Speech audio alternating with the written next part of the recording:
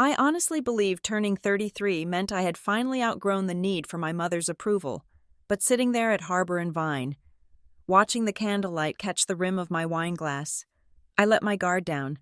Then Elaine clinked her spoon, smiled that terrifyingly perfect smile, and told the table she had only adopted me for the tax write-offs. She laughed like it was a joke, but looking at her eyes, I knew I had just become a liability. The hostess at Harbor and Vine checked her reservation book with a polite, practiced smile, but I could feel the tension radiating off me like heat from a pavement in August.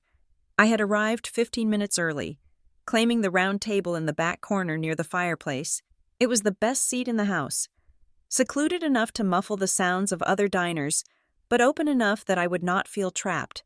I was turning 33 years old. At this age, I told myself, birthdays should be simple affairs. A glass of good Cabernet, a plate of scallops, and a conversation that did not require me to defend my career, my single status, or the way I wore my hair. But simplicity was not a currency my mother dealt in. Elaine Reed did not do simple. She did orchestrated. I checked my phone. Jessa was already parking. She had texted me a thumbs-up emoji to signal she was ready for duty. Jessa Lane had been my best friend since the 4th grade, the only person who knew exactly how to navigate the minefield of a dinner with Elaine. She was my buffer, my witness, and tonight, my lifeline. But when the heavy oak door at the front of the restaurant swung open, my stomach dropped. Elaine swept in, bringing a gust of cold Massachusetts air and the scent of Chanel No. 5 with her. She looked impeccable, of course. She was wearing a cream-colored cashmere coat that probably cost more than my first car, and her silver blonde hair was sprayed into an architectural marvel that defied the wind. She was not alone. Behind her trailed my stepfather, Mark, looking as he always did, vaguely apologetic and tired, clutching his car keys like a talisman. Beside him was Jessa, who shot me a wide-eyed look of panic over Elaine's shoulder, but it was the two people trailing them who made my hands go cold. One was Marla Hensley, a woman from Elaine's church committee who specialized in backhanded compliments and wore jewelry that jingled aggressively when she moved. I had not invited Marla. I barely tolerated Marla. The second uninvited guest was a man in a gray suit that looked slightly too large for him. He was carrying a leather portfolio under his arm, looking around the restaurant with shifting, nervous eyes. It took me a second to place him. Drew Talbot, my parents' accountant. I stood up, smoothing the front of my dress, fighting the urge to grab my purse and run out the back exit. Happy birthday, Kennedy. I thought. Elaine reached the table first. She did not hug me.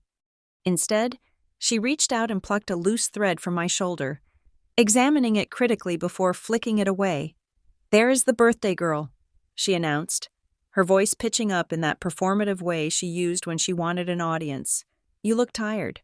Kennedy, are you drinking enough water?" "Hello, Mother," I said, managing a smile. I looked at the entourage. I didn't know we were having a party. Elaine waved a hand dismissively. "Oh, please, you know Marla. She was just at the house dropping off the silent auction baskets, and I couldn't very well leave her there, and Drew needed to go over a few things with Mark regarding the estate planning, so I told him he had to eat first. He is billing us by the hour, so we might as well feed him." Drew Talbot offered a weak, tight-lipped smile. "Happy birthday, Kennedy. Sorry to intrude. It is fine." I lied. We squeezed 6 people into a table meant for 4. The intimacy I had hoped for, the quiet truce where maybe, just for one night, Elaine would treat me like an adult daughter instead of a project, evaporated instantly. The dinner was a blur of Marla talking about the church's new stained glass fund and Elaine correcting my posture.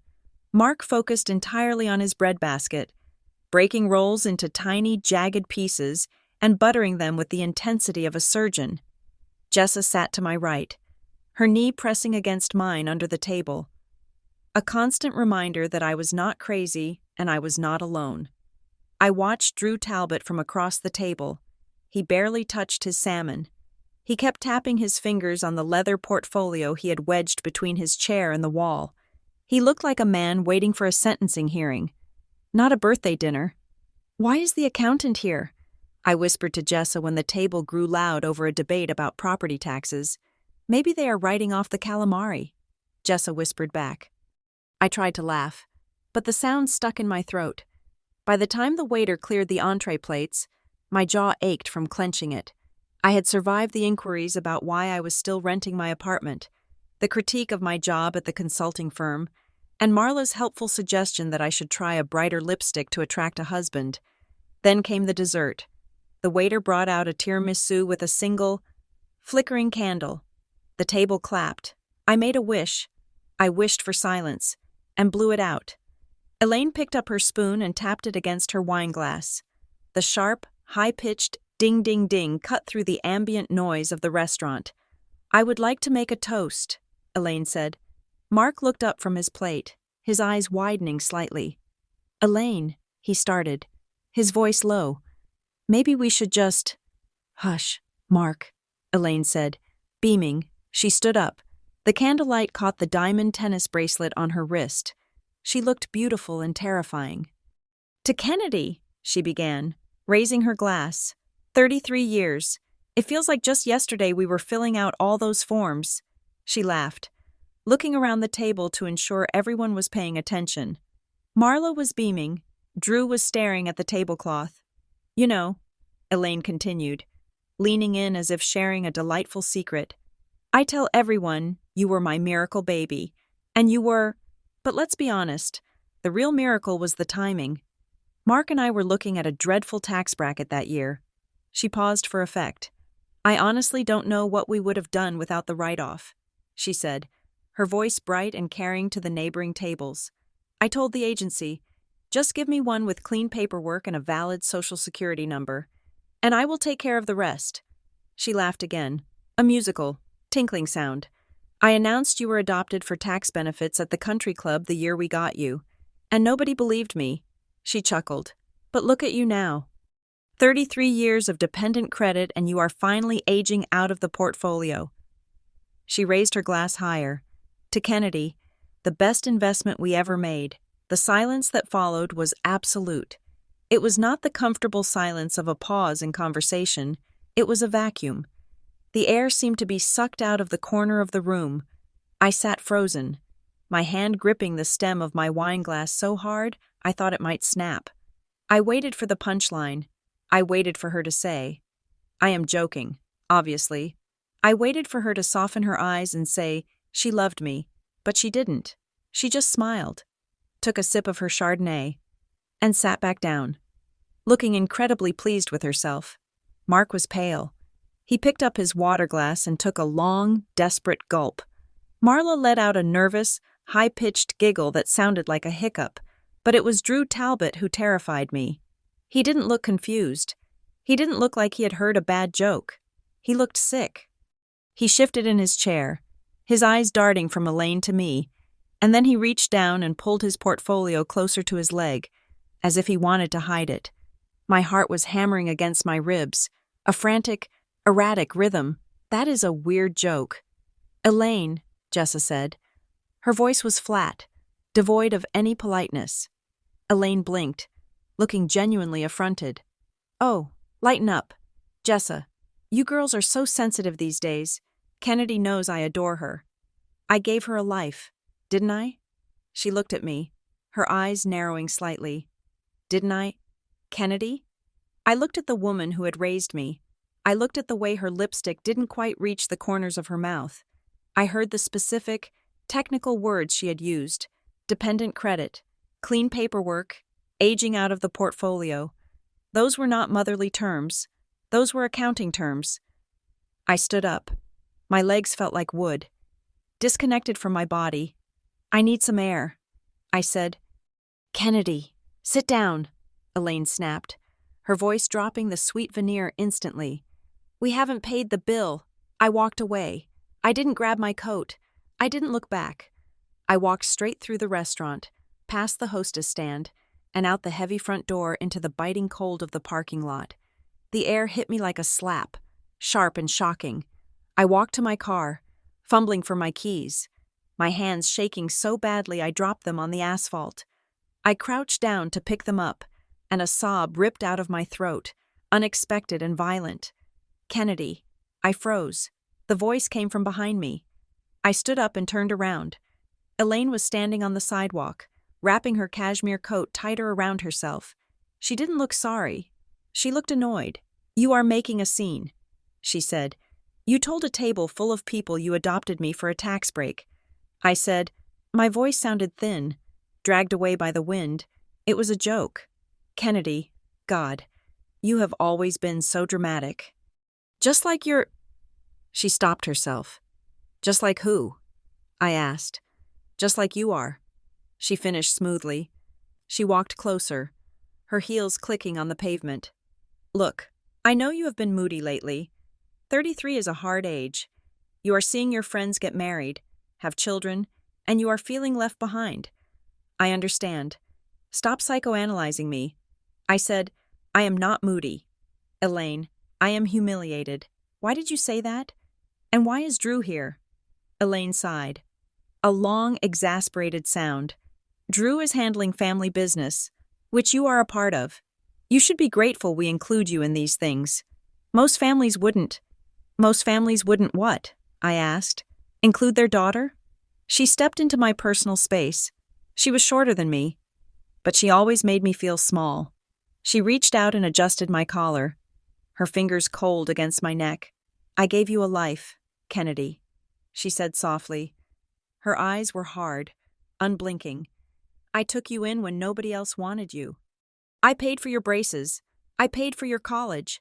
I gave you a name that opens doors in this town." I stared at her, for the first time. I didn't feel the urge to apologize. I felt a cold, hard knot of suspicion forming in my gut. "What did you mean about the paperwork?" I asked. "You said clean paperwork." Elaine's hand stilled on my collar. Then she patted my cheek, a gesture that felt more like a warning than affection. "Don't dig up paperwork you don't understand." "Sweetie," she said, "you will only confuse yourself, and you will hurt Mark. You don't want to hurt Mark, do you?" She didn't wait for an answer. She turned around and walked back toward the warm glow of the restaurant. "Fix your face before you come back inside." She threw over her shoulder. "We are ordering coffee." I did not go back inside. I got in my car, locked the doors, and drove. I drove 10 miles under the speed limit. Watching the headlights of other cars blur through the tears I refused to let fall. I didn't go to Jess's house, even though I knew she would be calling me any second. I needed to see something. I lived in a converted carriage house on the edge of town, a place I loved because it was mine. Even though Elaine constantly pointed out that renting was throwing money away, I let myself in, ignoring the cat who wound around my ankles, and went straight to the second bedroom I used as an office. I had a filing cabinet in the corner. It was an ugly metal thing I had bought at a garage sale, but it held the few scraps of history I possessed. I yanked the bottom drawer open. When I moved out at 22, Elaine had given me a box of documents. Your life admin. She had called it Social Security card, vaccination records, college transcripts. I flipped through the hanging folders until I found the one labeled KER, Keep. I pulled it out and dumped the contents onto the floor. It was thin, suspiciously thin for 33 years of life. There was my Social Security card, there was my high school diploma, and there was a photocopy of my birth certificate. I picked up the birth certificate. I had looked at this piece of paper 100 times before, usually when applying for a driver's license or a new job. I had never really seen it. It was a photocopy, a good one, but a copy. I ran my thumb over the bottom right corner, where the raised seal of the Commonwealth of Massachusetts should have been. It was smooth. The image of the seal was there, dark and grainy, but the texture was flat. It looked like the seal had been pressed down, flattened out, or maybe reproduced. I searched the rest of the pile. Where was the original? I found a stapled packet of papers regarding my adoption. I remembered Elaine showing me these when I was 12, the day she told me I was adopted. I remembered crying, and I remembered her buying me ice cream and telling me I was special because I was chosen. I looked at the papers now with adult eyes. They were photocopies, too. I scanned the text. Petition for adoption. Decree of adoption. The dates caught my eye. The petition was dated October 14th. The decree was finalized October 16th. 2 days? I was not a lawyer, but I had watched enough news to know that adoptions did not happen in 48 hours, especially not in the 90s. I looked for the name of the agency. Elaine had always talked about the agency. The agency was so difficult. The agency required so many home visits. I scanned the top of the letterhead. There was no logo, just a typed header. Brightwell Family Services. I had never heard that name before. I dug deeper into the pile. I found a tax return from when I was 18. I had filed a simple EZ form that year, claiming my waitressing income. But stuck to the back of it was another page, a photocopy of a schedule I didn't recognize.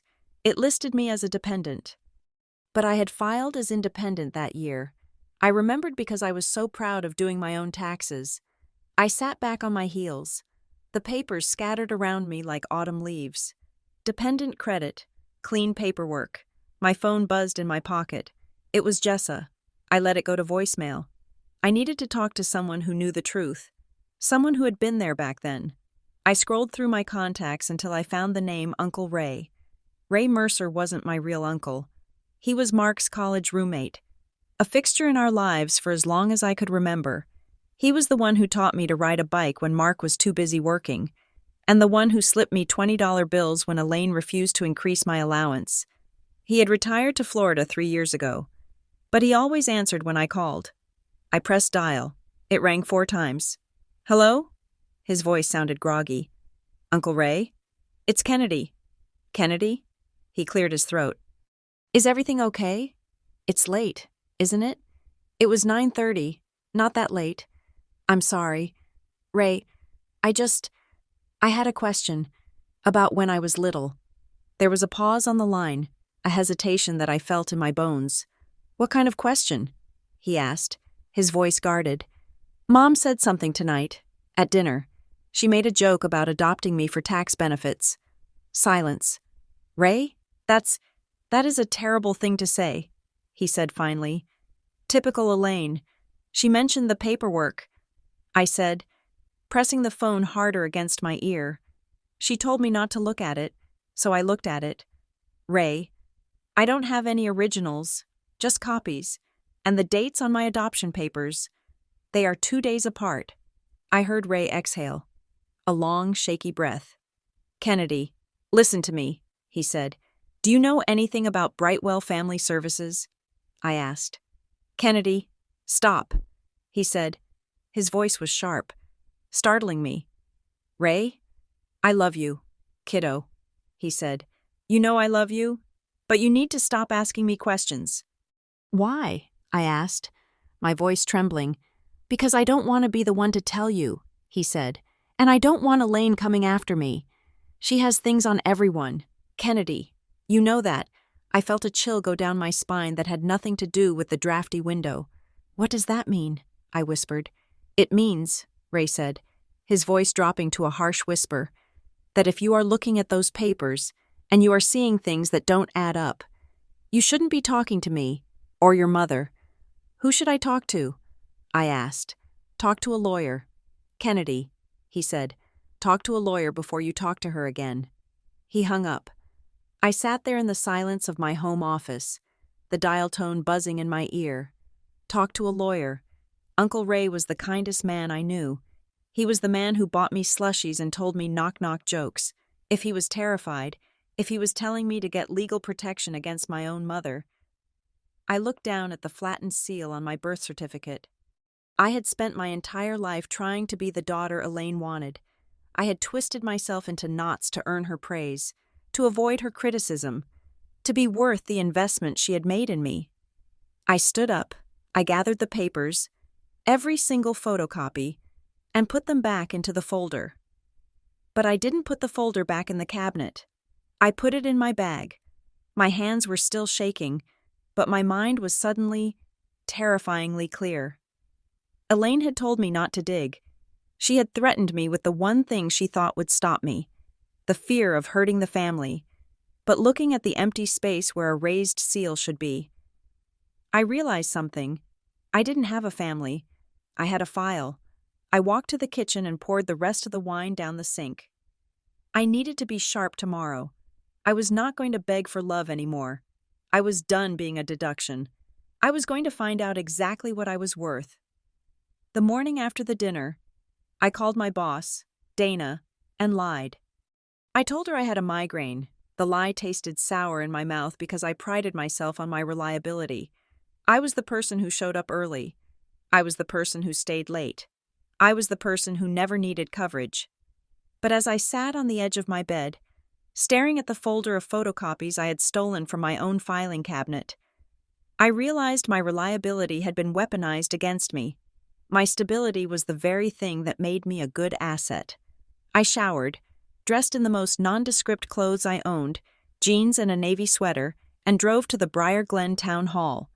The building was a brick monstrosity from the 70s, smelling faintly of floor wax and stale coffee. I took a ticket from the red dispenser and waited. The fluorescent lights hummed with a headache-inducing frequency. When my number, 42, flashed on the digital board, I walked to the window. The clerk was a woman in her 60s with a name tag that read, Barbara. She looked tired. "I need a certified copy of my birth certificate," I said, trying to keep my voice steady. I seemed to have misplaced the original. Barbara didn't look up. She slid a form across the counter. "Fill this out. $20. Cash or check only." I filled out the form. Kennedy Marie Reed. Date of birth, June 12th, 1990. Mother's maiden name, Elaine Foster. Father's name, Mark Reed. I handed it back with a $20 bill. Barbara typed my information into her computer. Her fingers moved with a rhythmic clacking sound. Then, they stopped. She squinted at the screen. She tapped the enter key a few times, hard, as if the computer was being stubborn. "Is there a problem?" I asked. Barbara looked at me over the rim of her glasses. Her expression had shifted from bored to guarded. "I cannot issue this right now," she said. "Why not?" I asked. "I have my license. I am who I say I am." "The system has a flag on your file," she said, lowering her voice. "It says there are restricted notes attached to the record. Usually that means, well, it means it is not a standard retrieve. You will have to file a request with the State Vital Records Office in Boston." "What kind of restricted notes?" I demanded. "Is it because I was adopted?" Barbara's eyes darted to the line of people behind me. "I cannot see the notes. Honey, I just see the flag. It blocks the print command. You have to go to the state." I walked out of the town hall with my $20 still in my pocket, my heart hammering a frantic rhythm against my ribs. Restricted notes. I sat in my car in the parking lot and pulled up Google on my phone. I searched adoption records, restricted notes, Massachusetts. The results were a dense thicket of legal jargon about closed adoptions and unsealing court orders. I needed help. I needed someone who spoke this language. I couldn't afford a high-end retainer. My savings were decent, but I had a feeling this fight was going to be expensive. I searched for legal aid clinics and found North Harbor Legal Aid.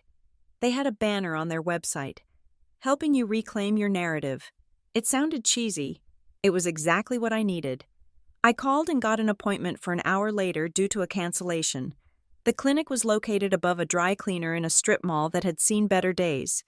The waiting room was crowded, but I was ushered back quickly to meet Alyssa Crow. Alyssa was not what I expected. She was younger than me, maybe 28, with sharp eyeliner and a messy bun held together by a pencil. Her office was a chaotic explosion of paperwork, but her eyes were laser-focused. "So," Alyssa said, leaning back in her creaky chair, "you think your mom committed tax fraud using your adoption, and now the town clerk won't give you your birth certificate. Did I get that right?" "Yes," I said, "and she told me not to look at the paperwork." Alyssa held out her hand. "Let me see what you have." I handed over the folder of photocopies. Alyssa cleared a space on her desk and spread them out. She didn't say anything for a long time. She just moved the papers around, comparing dates, squinting at the blurry text. After 5 minutes, she picked up the photocopy of the adoption decree. "Look at this," she said, pointing to the stamp at the bottom. I leaned in. It looked like a standard court stamp. This is a stamp from the Essex County Probate and Family Court. She said, "See the seal?" "Yes." "Now look at the date of the decree." She said, "October 16th, 1994. "Okay," I said. "This particular seal design, with the double-rimmed circle, wasn't introduced until 1998. Alyssa said. She dropped the paper back onto the desk.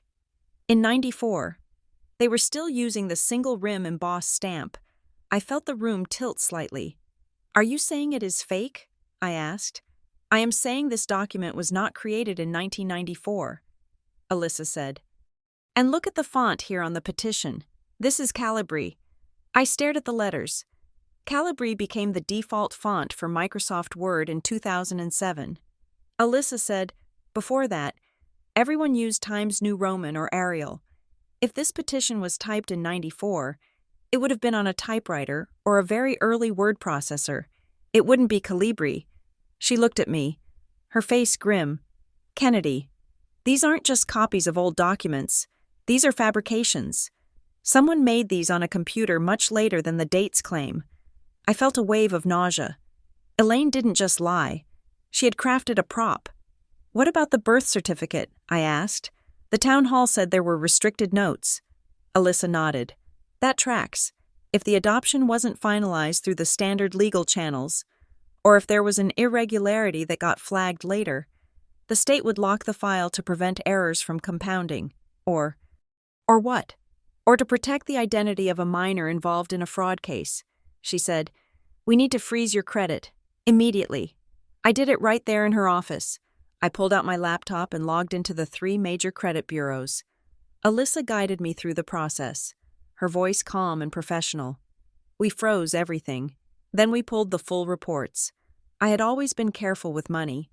I had 1 credit card, a car loan, and my student loans, which I had paid off 2 years ago.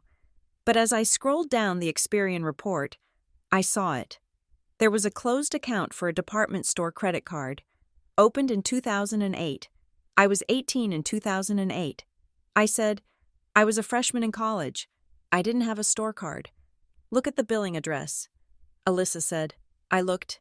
P.O. Box 404, Briar Glen, Massachusetts. My stomach dropped. That was Elaine's box. She had kept it for years, claiming it was safer for her business mail because our mailbox at the house was too close to the road. She opened a credit card in my name the year I turned 18. I whispered, and she maxed it out and paid it off, Alyssa noted, pointing to the payment history.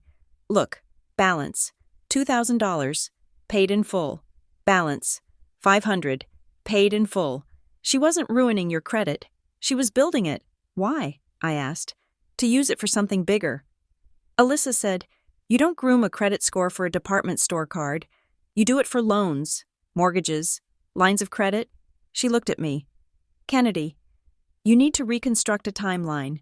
I need to know every time you signed something for her, every time you moved, every time you changed jobs." I left the legal clinic with a headache that had nothing to do with my fake migraine.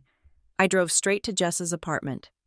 Jessa was working from home, which meant she was sitting on her couch in pajamas answering emails. When she saw my face, she closed her laptop. "Wine or tea?" she asked. "Tea," I said, "and a pen." We sat on her living room floor with a stack of index cards. Jessa had a memory like a steel trap. She remembered outfits we wore to dances in the 10th grade. She remembered the name of the boy I kissed at camp.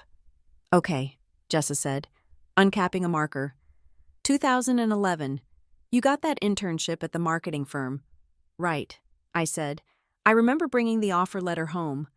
Elaine was so happy. She made me a special dinner. "And then what?" Jessa asked. She asked for a copy of the offer letter," I said, the memory surfacing slowly. "She said she wanted to put it in my scrapbook. Did she?" "I don't know," I said, "but she also asked for the HR packet. She said I was bad with forms and she wanted to make sure I selected the right health insurance." Jessa wrote it down on a card. 2011. HR packet / health insurance. "What about when you moved into the carriage house?" Jessa asked. "That was 2015. I remembered that day. Elaine had been surprisingly helpful. She had brought over boxes.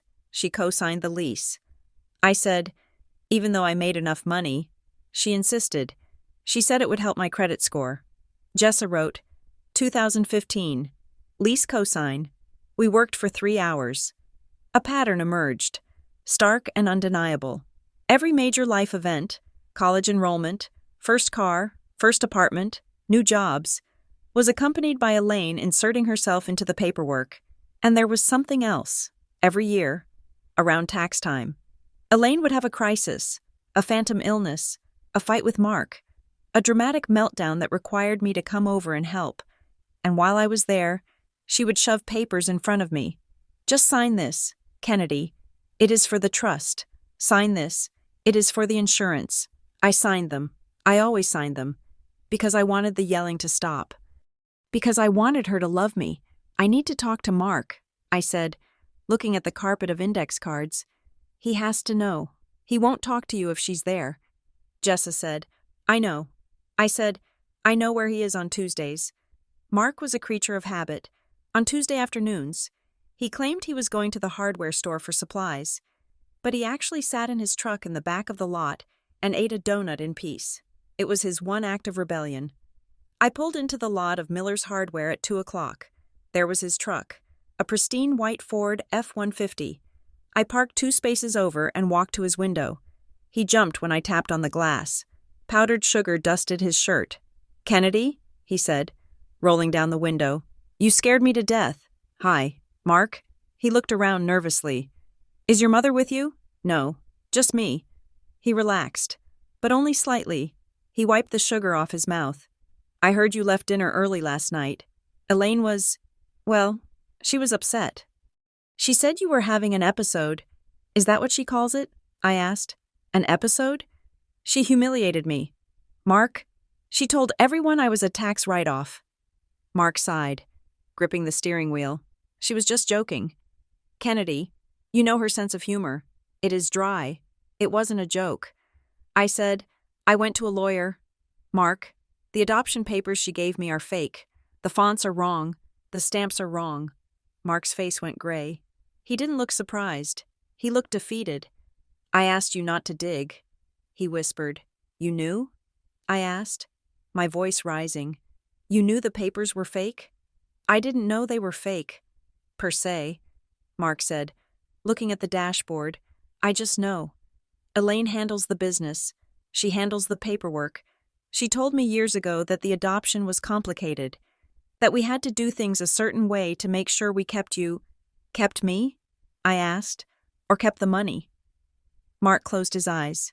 Kennedy, please. She is my wife. I have to live with her. And I am your daughter.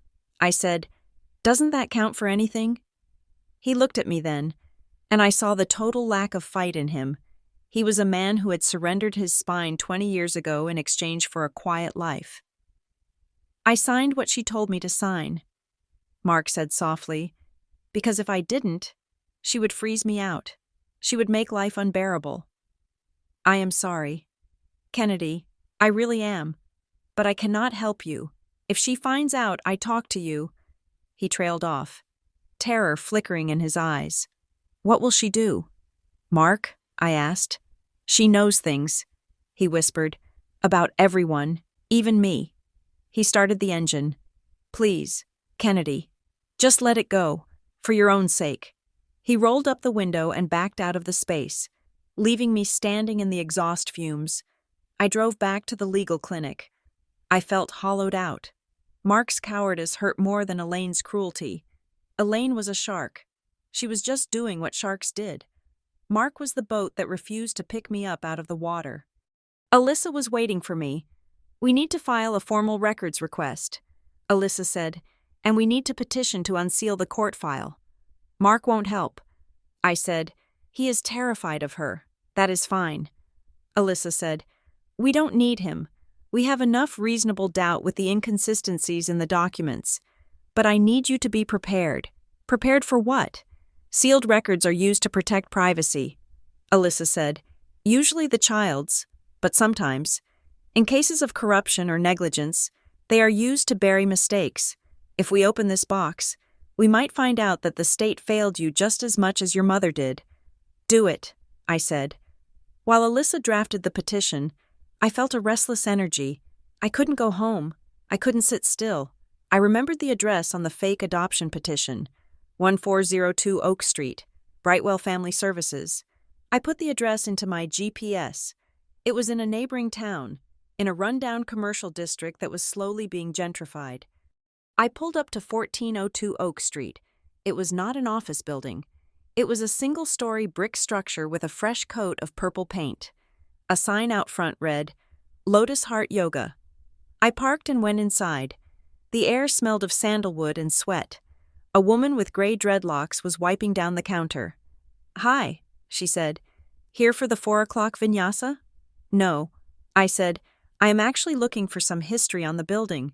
Was this ever Brightwell Family Services? The woman stopped wiping. She looked me up and down. That was a long time ago, she said. Before I bought the place, did you know them? I asked. Not really, she said. But I know the stories. Place burned down in the late 90s. A grease fire in the break room, they said. She leaned over the counter, lowering her voice, but the rumor in the neighborhood was that the fire happened the day after the state auditors showed up. Burned all the files. Convenient, right? My skin prickled. A fire. Destroyed records. So they were shut down? I asked. Oh yeah, she said. There was an investigation. Something about selling placements, or taking money for kids who didn't exist. I don't know the details. It was all hushed up. I walked out of the yoga studio and sat on a bench on the sidewalk. A fire, an investigation, a shutdown, and Elaine had been right in the middle of it. I felt a strange sensation in my chest. It wasn't fear anymore, and it wasn't just anger. It was relief. For 33 years, I had carried a debt. Elaine had picked me. She had saved me. She had paid for me. Every time I disappointed her. Every time I failed to be the perfect daughter. I felt the weight of that unpayable debt. I gave you a life. But if she had acquired me through a corrupt agency, if she had used me to commit tax fraud, if she had lied about the adoption to cover her tracks, then the transaction was void. She hadn't saved me. She had procured me. I wasn't a charity case. I was an accomplice she had groomed from birth. The grief hit me then. Grief for the mother I wanted. Grief for the childhood I thought I had. But the relief was stronger. It washed over me, cleansing the guilt I had carried for decades. I was allowed to be angry. I was allowed to destroy her carefully curated reputation, because she hadn't done it for love. She had done it for the bottom line. My phone rang. I looked at the screen. It was Alyssa. I picked up. Hey, Kennedy, Alyssa said. Her voice was tight. She sounded different than she had an hour ago. What is it? Did you file the petition? I did, she said, and I ran a search on the state index. Sometimes, even if a case is sealed, the index listing is visible if you have a bar license and know where to look. And I found a case tied to your name and Brightwell Family Services. She said, So there is an adoption record? I asked. No, Alyssa said. Kennedy, the case type isn't adoption. I frowned at the yoga studio sign. What is it? It is listed as financial guardianship, she said. I don't understand. I said, What does that mean? It means, Alyssa said slowly, that legally, you weren't just adopted. Someone petitioned the court to take control of your financial identity. Usually, this is done for adults with disabilities or elderly people with dementia. But the date on the file, what is the date? I asked. 2010, Alyssa said. I did the math. 2010.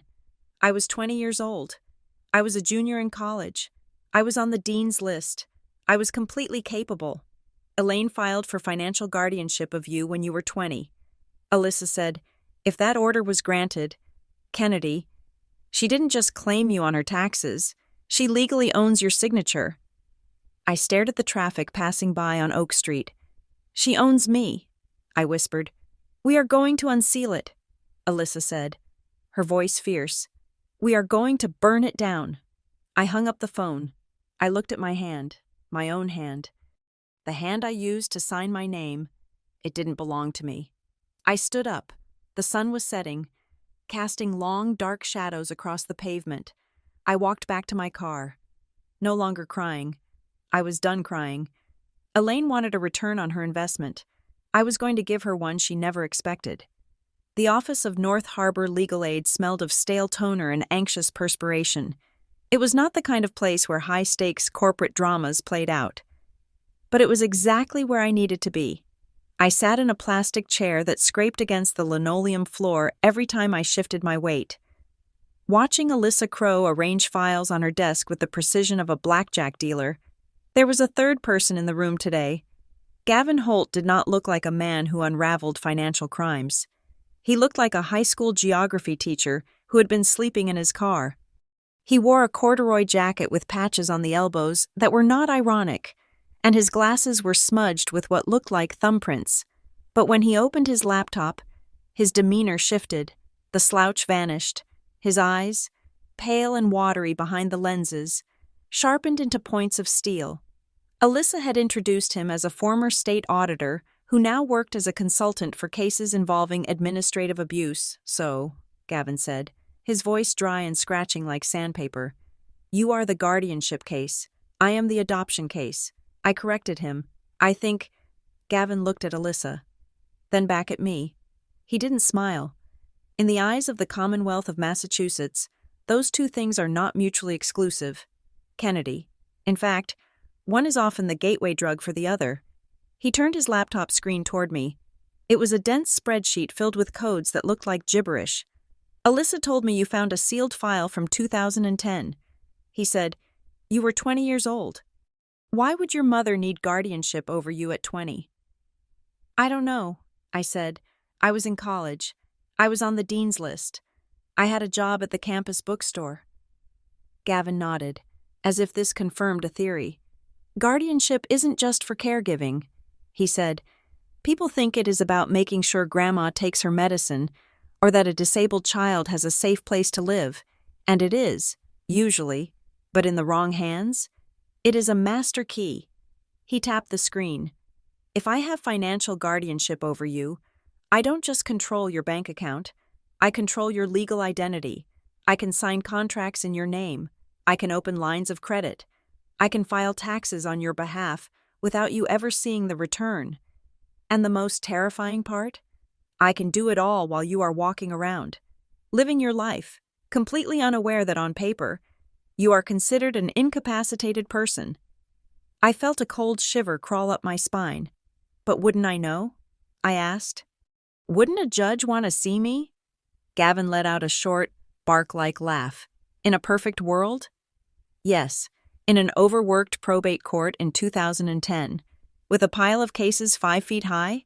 If the petitioner, your mother, came in with a signed affidavit from a friendly doctor saying you were suffering from a temporary mental health crisis, and she just needed to stabilize your assets."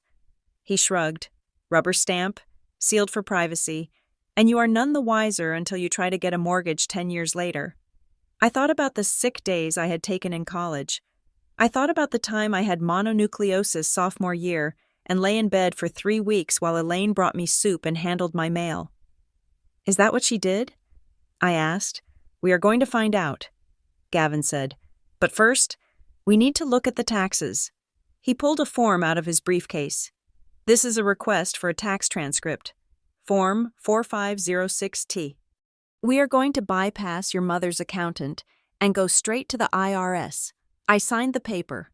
My hand was steady, but my stomach was churning. It took 3 days for the digital transcripts to come through. When the email notification pinged on my phone, I was at work, staring at a spreadsheet for a client who sold artisanal dog food. I closed my office door, my heart hammering against my ribs, and forwarded the file to Gavin and Alyssa. We met an hour later at a coffee shop halfway between my office and the clinic. Gavin had printed the pages. He had highlighted sections in neon yellow. "Look at this," Gavin said, sliding a page across the sticky table. It was a transcript for the tax year 2012. I was 22 that year. I had graduated college. I was working my first full-time job as a junior analyst. I paid my own rent. Under the section for dependents, my social security number was listed, She claimed me. I whispered, "Keep reading." Gavin said, "Look at the code next to your name." I squinted. There was a small notation. Qualifying relative. Support exception. "What does that mean?" I asked. "It means she told the IRS that despite your age and despite your income, she provided more than 50% of your financial support." Gavin explained. "It means she claimed you were incapable of supporting yourself." He flipped to the next page. 2013. Same thing. 2014. Same thing. "She stopped claiming you in 2015. Gavin said. I stared at the dates. 2015 was the year I moved into the carriage house. The year she co-signed my lease. She didn't stop because she wanted to. Gavin said, tapping the paper, "She stopped because the risk of an audit got too high." "You were 25. A 25-year-old dependent with a full-time salary raises red flags. But for 5 years after you turned 18, Kennedy, she used you as a walking tax shelter." I sat back in the booth, the noise of the coffee shop fading into a dull roar. I thought about every time Elaine had handed me a check for groceries when I was broke in college. I thought about the way she insisted on paying for my car insurance. Even when I offered to take it over, I paid for everything. She always said, "I gave you a life." It wasn't generosity, it was overhead. She had to pay for my car insurance to prove she was supporting me.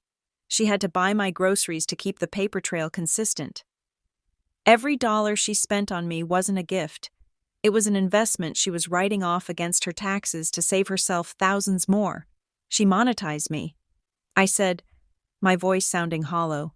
Gavin nodded. "And she used your clean credit to leverage loans she likely funneled elsewhere. This isn't just mom-and-pop tax evasion. Kennedy, this is structured fraud." I drove home that evening in a daze. The world looked different. The trees lining my street, the brick facade of my carriage house, everything felt sharp and hyper-real, as if the fog of my childhood had finally lifted. I was not a daughter, I was an asset class. I was heating up a can of soup for dinner, mostly because I didn't have the energy to cook. When the doorbell rang, I knew who it was before I opened it.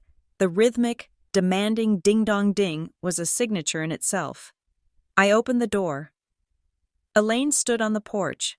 She was wearing a soft camel coat and holding a covered casserole dish with oven mitts that looked like little cats. Her face was arranged in a perfect mask of maternal concern, brows drawn together, lips slightly parted, eyes glistening with moisture that wasn't quite tears. "Kennedy," she breathed, as if she had just trekked across a tundra to find me. "Oh, thank God. I have been so worried." She pushed past me into the entryway before I could block her. The smell of lasagna, garlic, oregano, and guilt filled the small space. "I haven't heard from you in 3 days," she said, setting the dish on my entry table. "Mark said you looked terrible when he saw you. I made your favorite." I didn't close the door. I stood there, letting the cold air rush in. "Get out," I said. Elaine froze. She turned slowly, her face crumbling into hurt confusion. "Kennedy? Sweetheart, what is wrong? Is this still about the birthday dinner?" She laughed, a nervous, fluttering sound. "Honey, you have to stop being so sensitive. I told you, it was a joke, a bad joke. Maybe, but you know how I get after a glass of wine. It wasn't a joke," I said, "and we both know it." I walked over to her. I was taller than her in my heels, but even barefoot, I felt larger than I ever had before. I wasn't the child looking up anymore. I was the witness looking down. I went to the town hall, Elaine. Her expression didn't change, but her eyes went flat. The light behind them died, replaced by a cold, calculating assessment. "And?" she asked. "And I know about the restricted notes." I said, "I know about the guardianship file from 2010. I know you claimed me on your taxes until I was 25. Elaine sighed, the sound of a martyr whose burden had become too heavy. "Kennedy, you don't understand how the world works. We did what we had to do to survive. The economy was terrible. Mark's business was struggling. We needed every advantage we could get. I did it for us, for the family. I am not a deduction." Elaine, I said, I am a person. I held out my hand. I want the originals. I said, my birth certificate, my adoption decree, the real ones, not the fakes you made on your computer. Elaine's face hardened. The mask of the concerned mother evaporated, revealing the steel infrastructure underneath. She picked up her purse, clutching it like a weapon. I don't have them, she said. Where are they? They were lost, she said smoothly. In the flood. What flood? I asked. The flood of '98, she said, not missing a beat. Our basement flooded. We lost boxes of records, baby pictures, tax returns, everything. It was a tragedy. We didn't have a basement in '98. I said, we lived in the townhouse on Sycamore Street. It was on a concrete slab. Elaine stared at me. The lie hung in the air between us. Stupid and obvious. She didn't even blink. She didn't care that I knew she was lying. She only cared that she stayed on script. You are remembering it wrong, she said coldly. You were a child. You don't remember anything clearly. I remember enough. I said. She stepped closer, invading my personal space. The smell of her expensive perfume was suffocating. If you keep digging, Kennedy, you are going to find things you wish you hadn't. You think you are being brave? You are being suicidal. Give me the papers. I repeated. I told you. They are gone. She snapped. And if you pursue this? If you try to drag my name through the mud with some cheap lawyer? She leaned in, her voice dropping to a whisper. I will cut you out. Completely. You won't just be disinherited. Kennedy, you will be erased. No family, no history. You will be a nobody from nowhere. Is that what you want? To be an orphan at 33? I looked at her. I looked at the woman who had demanded I sign forms while I was sick. The woman who had tracked my credit score like a stock ticker. I am already an orphan. Elaine, I said, I have been one since the day you bought me. Elaine recoiled, as if I had slapped her. She snatched up her oven mitts, leaving the lasagna on the table. You ungrateful little brat, she hissed. She marched out the door, her heels clicking angrily on the pavement. I watched her get into her car and drive away. I closed the door and locked it. Then I picked up the lasagna and dumped the entire dish, glass and all, into the trash. I didn't sleep that night. I sat up with the lights on, making a list. If Elaine wasn't going to give me the truth, I had to extract it from the people she had left in her wake. The next day was Saturday. I drove to the older part of Briar Glen, a neighborhood of small, siding-clad houses where we had lived before Elaine married Mark and we moved up in the world. I was looking for Tina Caldwell. Tina had been our next-door neighbor when I was 7. She was a woman who spent her life in her garden, wearing big sun hats and smoking menthol cigarettes. I found her exactly where I expected, kneeling in a bed of hydrangeas.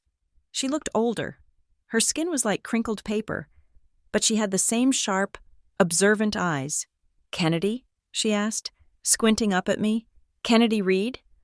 Hi, Mrs. Caldwell. I said, well, look at you, she said, wiping her hands on her apron. You grew up. I haven't seen you since your mother married that hardware guy and moved to the Hill. She invited me to sit on her porch swing.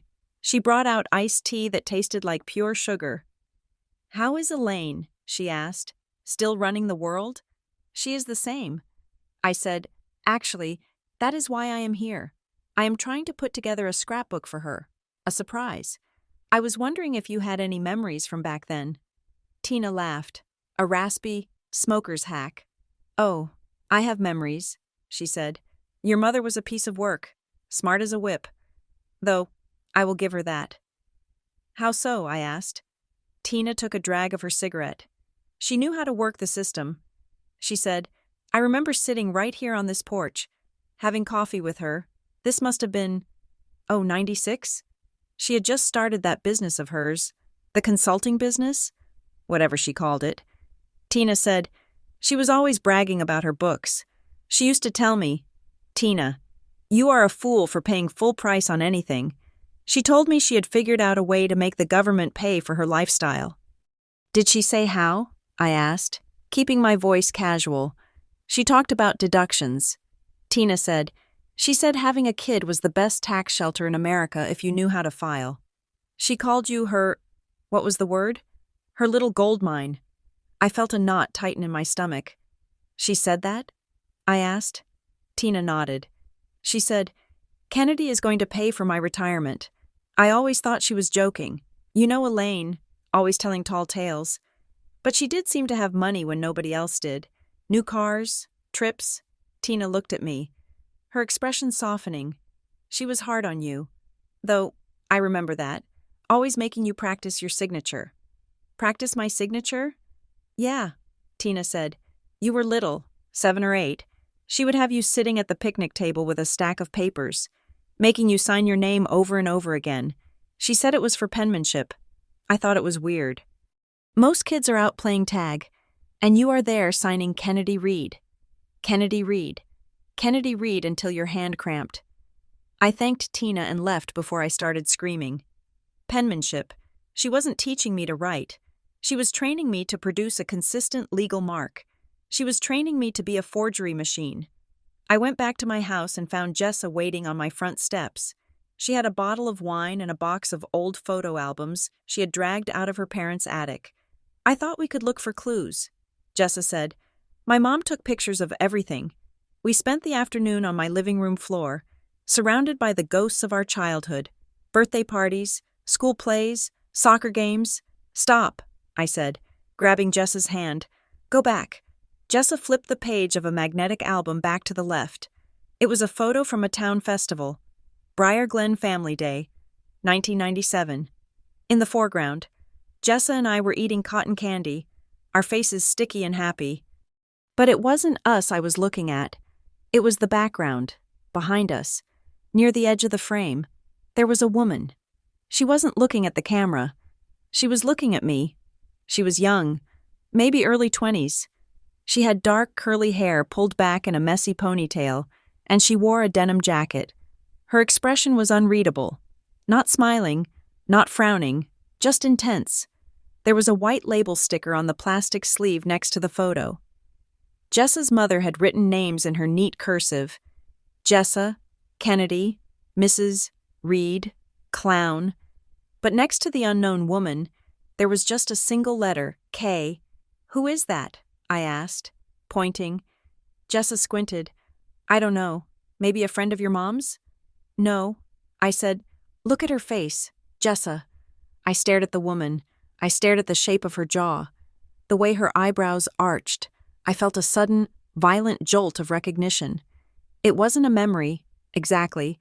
It was deeper than that. It was biological. It was the feeling of seeing a stranger and recognizing your own reflection. I know her, I whispered. I don't know how, but I know her. I took a picture of the photo with my phone and sent it to Alyssa and Gavin. Found this in an old album, marked K. Do you have facial recognition software? Gavin replied 10 minutes later. No software, but I have something better. I traced the P.O. box. I called him immediately. What did you find? I asked. Putting him on speaker so Jessa could hear. The P.O. box from the credit card and the tax returns. Gavin said. It wasn't just used for Elaine's personal mail. It was the registered address for a nonprofit organization called Reed Community Outreach. I have never heard of it. I said, that is because it didn't do anything. Gavin said, it was a shell. I pulled the filings. It existed from 2008 to 2016. It accepted small grants, $5,000 here, $10,000 there, mostly from state community development funds. What was the stated purpose? I asked. Financial literacy for at-risk youth, Gavin said. The irony is suffocating. And the money? Disappeared into administrative costs, Gavin said. Salaries, consulting fees, paid to whom? You guessed it, Elaine Reed. But here is the kicker. Kennedy, the grant applications required a board of directors. You need at least 3 people. Who were they? Elaine Reed, President, Gavin read, Mark Reed, Treasurer, and Secretary. He paused. Kennedy Reed. I finished. Got it in one, Gavin said. Your signature is on every annual report. It is a perfect match for the signature on your driver's license from that era. I looked at Jessa. She looked horrified. I never signed those. I said, I know, Gavin said, but proving that is going to be hard without an expert. However, we have enough for the petition. Alyssa's voice joined the line. She must have been in the room with him. Kennedy. The court accepted the filing. Alyssa said, We have a hearing set for next Tuesday. We are petitioning to unseal the guardianship file on the grounds of suspected fraud. What happens now? I asked. Now, Alyssa said, we have to serve her. Elaine has to be notified that the hearing is happening. The sheriff will deliver the papers tomorrow morning. The rest of the weekend passed in a blur of anxiety. I went to work on Monday, but I was useless. Every time my phone rang, I jumped.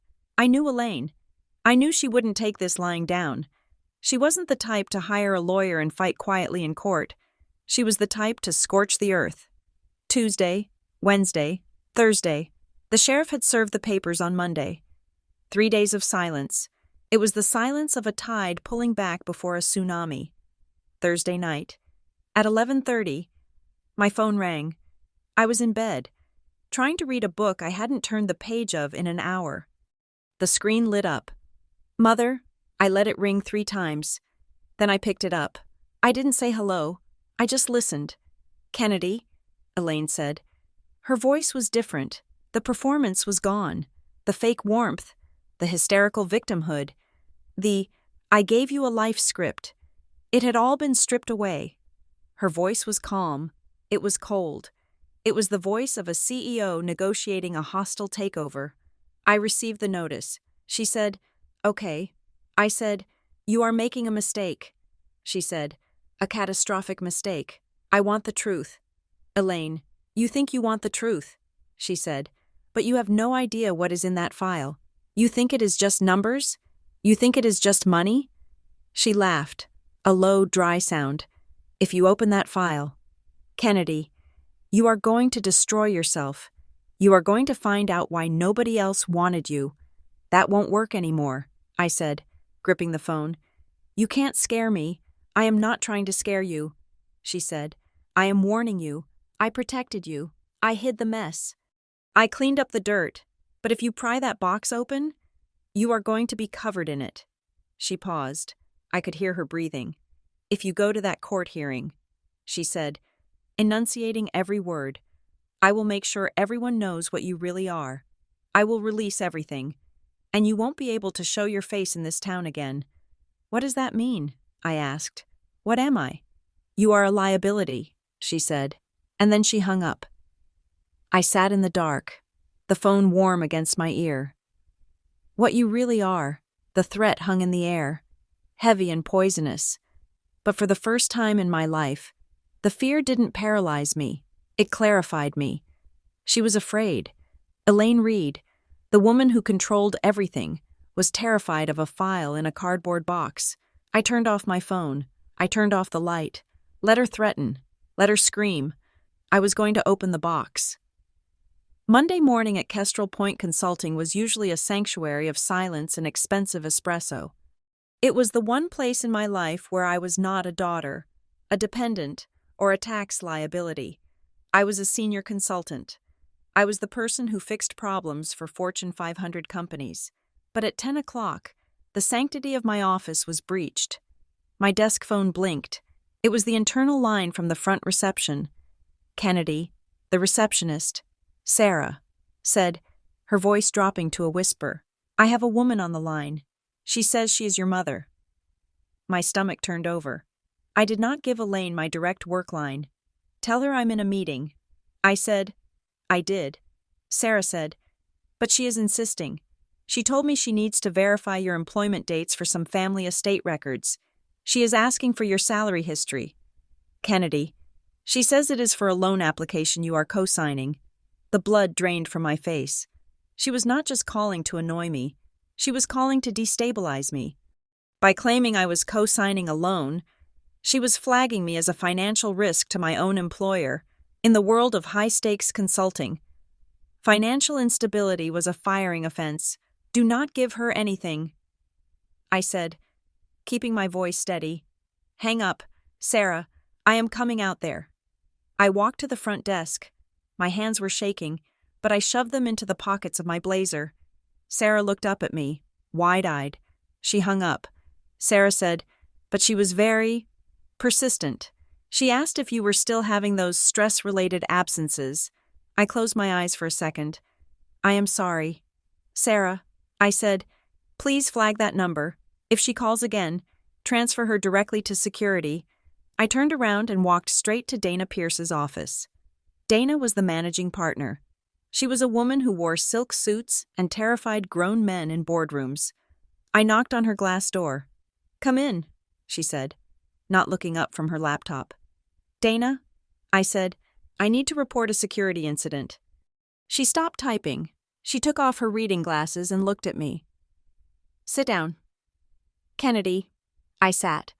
I told her everything, not the emotional details. I spared her the birthday dinner, but the facts. My mother was attempting to access my employment records. There was a legal dispute regarding identity fraud. She was using the company switchboard to harass me. I expected Dana to look at me with pity. I expected her to see me as a liability, just as Elaine had predicted. Instead, Dana picked up her phone. Get me HR, she said into the receiver. She looked at me while she waited for the line to connect. Kennedy, look at me. I looked at her. We protect our people, she said. Her voice was iron. You are one of my best analysts. If this woman calls again, she deals with our legal department. We will lock down your file. Nobody gets a verification of employment without a subpoena. Do you understand? Yes, I said, feeling a lump form in my throat. Go back to work, Dana said. And Kennedy? Yes? Don't let her win. I walked back to my office. I felt humiliated.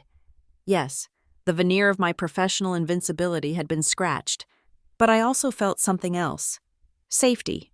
For the first time, an authority figure had looked at Elaine's manipulation and called it what it was, a threat to be neutralized, not a mother to be obeyed. But if Dana was the shield, the rest of my life was becoming a battlefield. By Wednesday, the social fallout began.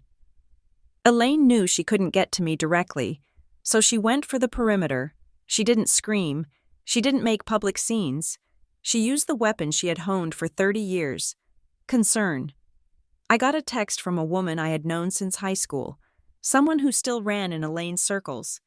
Hey, Kennedy, just ran into your mom at the grocery store. She seemed so upset. She mentioned you were going through a really hard time mentally right now. Just wanted to reach out and say, I am here if you need to talk. Breakdowns are nothing to be ashamed of. I stared at the screen. Breakdown. She was seeding the narrative. If I went to court, if I stood up and accused her of fraud, she would point to these conversations and say, see? Poor Kennedy. She has been unstable for months. She is imagining things. I didn't reply. I blocked the number. I went home that night and double-locked my door. I felt like I was living in a siege tower. Then, my phone buzzed with a call from Mark. I hesitated. Mark was an accomplice. He was the man who had driven the getaway car, even if he sat in the passenger seat. I answered, What do you want? Mark? Kennedy, he whispered. I cannot talk long. She's in the shower. You are a grown man. Mark, I said, you don't have to whisper in your own house. You don't understand.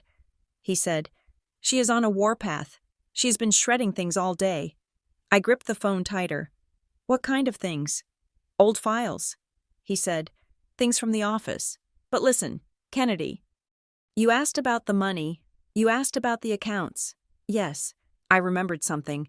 He said, years ago, maybe 10 years ago, I went to the bank with her. Harborstone Bank on Main Street.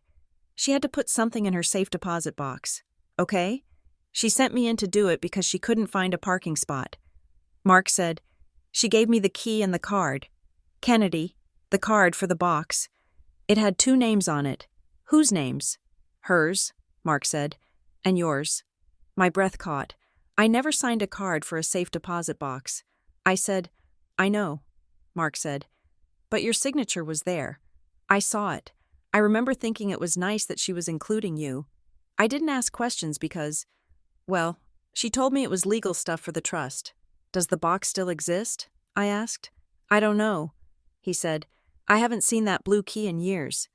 But if your name was on it, the bank has to have a record. I heard a door creak open in the background. I have to go, Mark whispered. He hung up. I called Alyssa immediately. It was 8 o'clock at night, but she picked up on the first ring. Safe deposit box. I said, Harborstone Bank. Mark says my name was on the access card. Meet me there tomorrow at 9. Alyssa said. Harborstone Bank was an old institution with marble floors and tellers who wore ties. I walked in with Alyssa at 9 sharp. I had my driver's license and my passport. We sat in the branch manager's office. He was a man named Mr. Henderson, who looked very uncomfortable to have a lawyer in his visitor chair. I am requesting a history of any safe deposit boxes held in my name. I said, Kennedy Marie Reed. Mr. Henderson typed into his computer. I show no current boxes. Mrs. Reed, he said. What about closed boxes? Alyssa asked. He tapped a few more keys. He frowned. Yes, he said. There was a box. Box 402. It was opened in 2008 and closed in 2018. Who were the signers? I asked.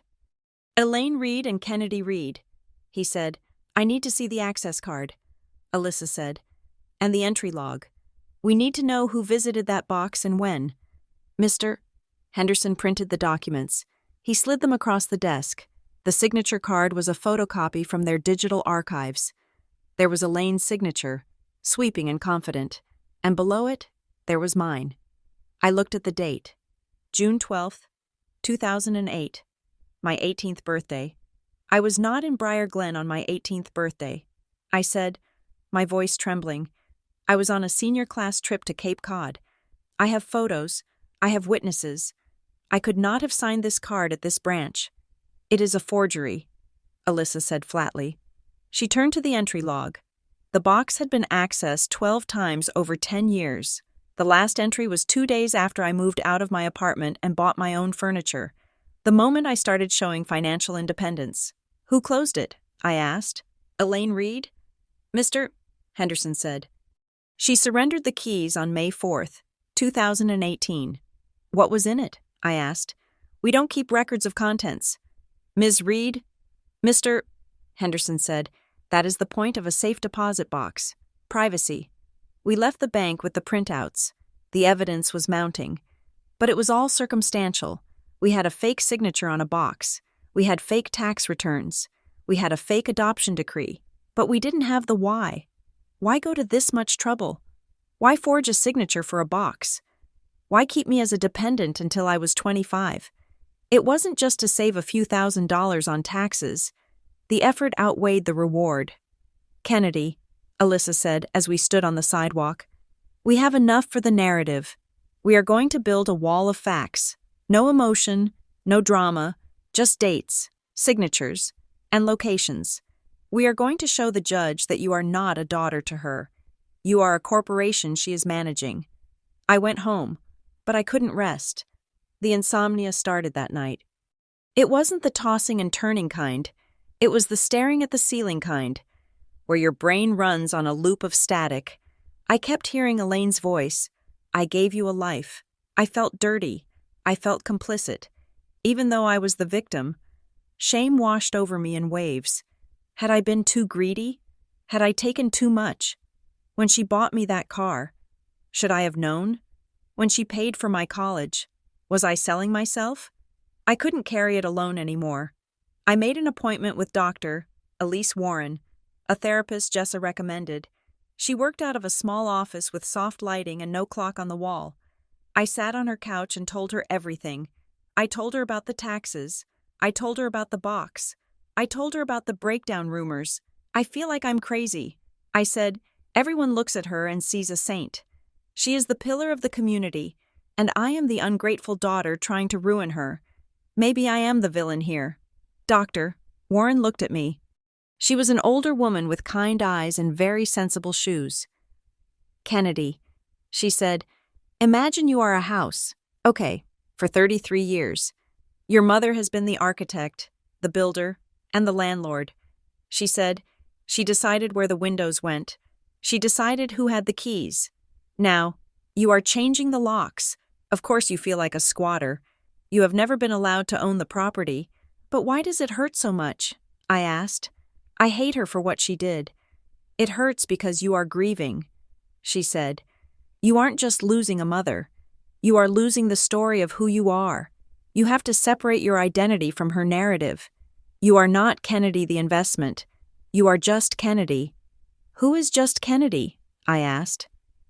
That is what we are going to find out, she said. 2 days before the court hearing.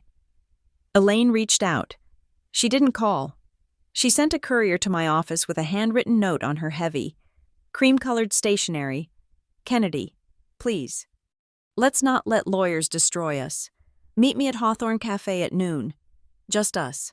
I have the papers you wanted. I showed the note to Alyssa. Don't go, Alyssa said. It is a trap. I have to go. I said, if she has the originals, I need them. If you go, you record it, Alyssa said. Phone in your pocket. Voice memo app on. Do not sign anything. Do not eat anything. I walked into Hawthorne Cafe at noon. It was a neutral ground, a busy lunch spot with high ceilings and clattering silverware. Elaine was sitting at a corner table. She looked smaller than I remembered. She was wearing a soft blue sweater, and her hands were folded on the table. Next to her was a thick black binder. Kennedy, she said, standing up to hug me. I stepped back. No hugs. Elaine. She looked hurt, but she sat down. I ordered you an iced tea, she said, unsweetened. I didn't touch the glass. Show me the papers, I said. Elaine sighed. She placed her hand on the binder. I found them, she said. I had to dig through the attic at Grandma's house. I was mistaken about the flood. You know how my memory gets when I'm stressed. She opened the binder. Inside, in clear plastic sheet protectors, were documents. Here, she said. Your birth certificate. I looked at it. It was another photocopy. Elaine, I said, this is a copy. It is a certified copy, she said quickly. Look, it has a stamp. I looked closer. The stamp was blurry. It was a photocopy of a stamp. And here, she said, flipping the page, the adoption decree. See? It is all here. I looked at the date on the decree. It was still October 16th. It was the same fake document. She had just put it in a nice binder. She wasn't giving me the truth. She was giving me a presentation. I closed the binder.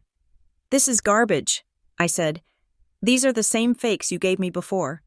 Kennedy. Be reasonable, she said. Her voice was tight. I am trying to help you. We can end this right now. You don't have to go to court. You don't have to humiliate us. She reached into the back pocket of the binder and pulled out a single sheet of paper. It was stapled to a check. I looked at the check. It was for $50,000. What is this? I asked. It is a gift, she said, for your birthday and for the trouble. I looked at the paper attached to it. Mutual release and non-disclosure agreement. It was a contract. If I cashed the check, I agreed to drop all legal actions, seal all records, and never speak about the family financial arrangements to any third party. You want to buy me off? I said. I want to support you, she corrected. $50,000. Kennedy, you could put a down payment on a condo. You could take a trip. Just sign the paper. And we go back to being a family. I looked at the check. It was a lot of money. It was tempting. For a split second, I thought about how easy it would be. I could take the money. I could move away. I could forget. But then I looked at her. She wasn't looking at me with love. She was looking at me like a poker player waiting for me to fold. She didn't care about me. She cared about the exposure. I pushed the check back across the table. No, I said. Elaine's face went rigid. Take the check. Kennedy, she commanded. No. She leaned across the table. The transformation was instant. The soft mother was gone. The predator was back. You are making a fatal error, she said, her voice a low hiss. I am not signing anything. I said, I will see you in court on Tuesday. Elaine stood up. She loomed over me. You think you can beat me? She asked. I made you. Kennedy, I picked you out of a pile of rejects. I gave you a name. I gave you a face. She leaned down, her lips inches from my ear. I made you, she whispered. And I can unmake you. She grabbed the binder and the check, turned on her heel, and walked out of the cafe. I sat there for 5 minutes. I couldn't move. My hands were shaking so hard, I had to clasp them together in my lap to stop them from vibrating. I can unmake you. It was the most honest thing she had ever said to me. I finally managed to stand up. I walked to my car. It took me 3 tries to get the key into the ignition. I drove straight to the legal clinic. I needed to be around sanity. Alyssa was there, and so was Gavin. They were huddled around Gavin's laptop, looking at a screen filled with connecting lines. "You recorded it?" Alyssa asked as soon as I walked in. I nodded. I played the recording for them. When it got to the part where Elaine said, "I can unmake you," Gavin looked up. "That is a threat," he said. "That goes into the evidence pile. But listen to me," Gavin said. He turned the laptop toward me. "While you were getting threatened over lunch, I was running a cross-reference on the address for Brightwell Family Services." "The yoga studio?" I asked. "Yes," Gavin said. "But before it was a yoga studio, and before it burned down, it was listed in a database of state vendors. Brightwell wasn't just an adoption agency. Kennedy, it was a contracted provider for adult protective services, okay? I found a cached version of their old client list from 2009.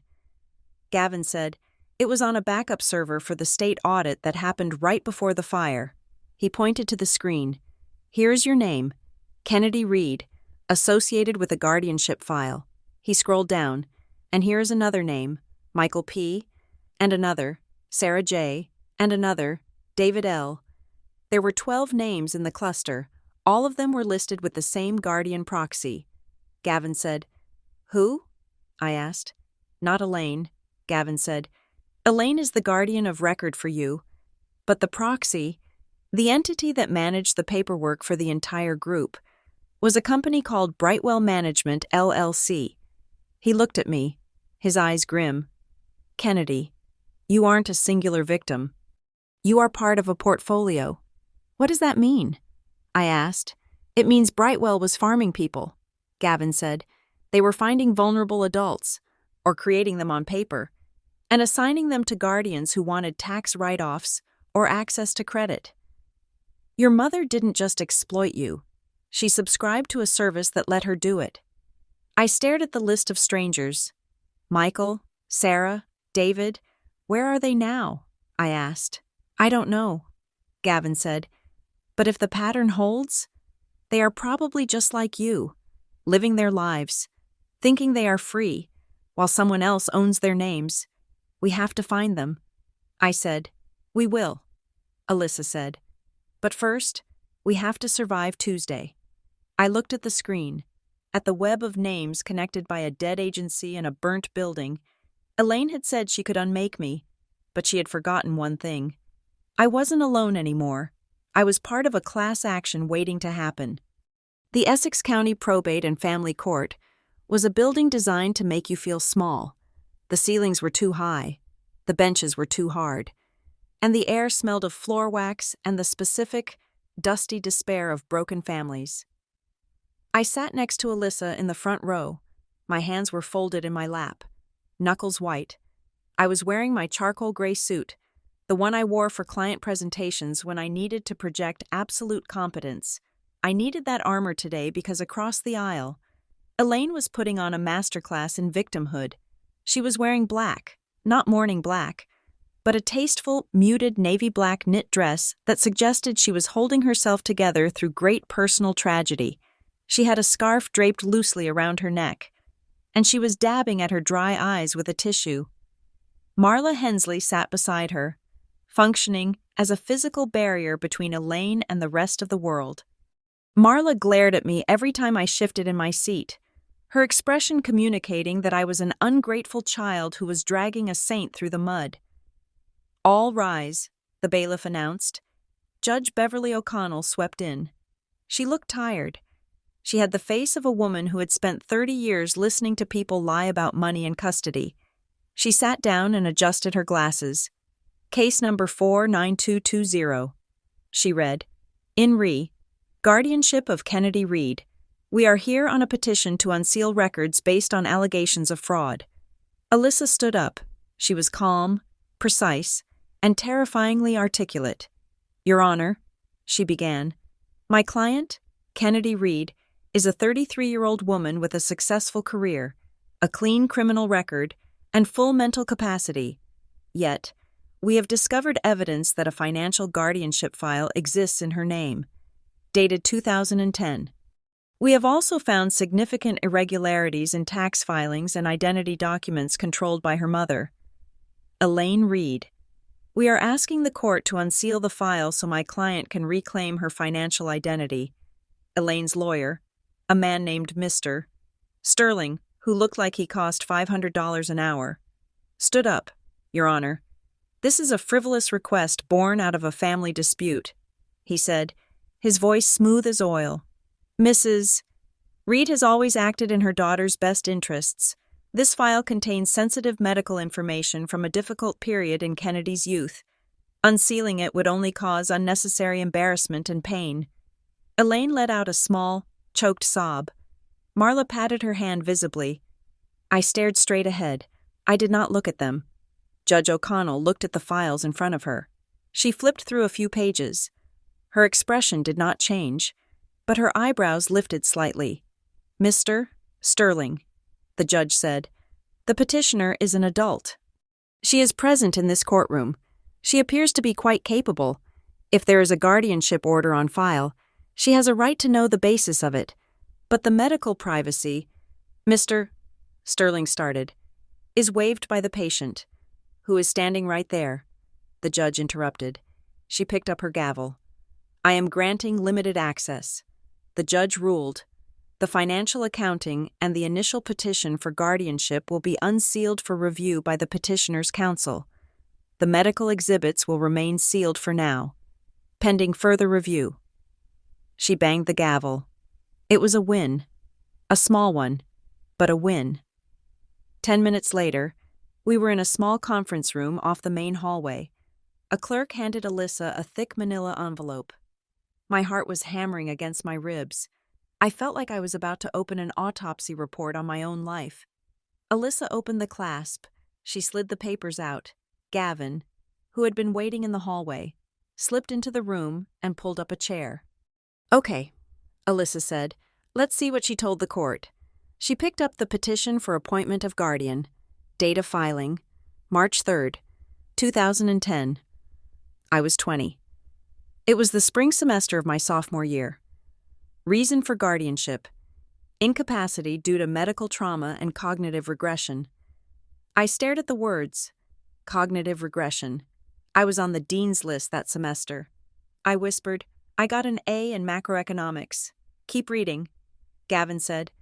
Alyssa flipped the page to the affidavit.